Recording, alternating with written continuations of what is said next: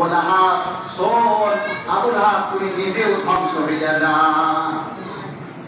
আপনারা জানেন আবু লাহাব কেন ধ্বংস হয়েছে? আবু লাহাব নবীর জন্মের সুসংবাদের কারণে তার দাসী সুহাইবাকে আদর করেছিল। কথা ঠিক, কথা বলার চেষ্টা করেন।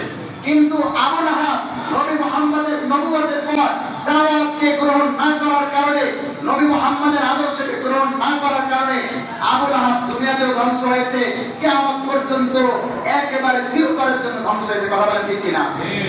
এই জন্য নবী মুহাম্মদের জন্মের আলোচনা শুনি না, আমাদের জীবনকে পার করলে চলবে না, বরং নবী মুহাম্মদের একেবারে মৃত্যু পর্যন্ত যে আদর্শগুলো কায়েম করে গিয়েছে, যে বাণীগুলো আমাদেরকে পৌঁছেছে, সেই বাণীর উপর যদি আমরা উঠতে পারি, তাহলে আমিও আমার পরিবার সদস্যদেরকে নিয়েও ইনশাআল্লাহ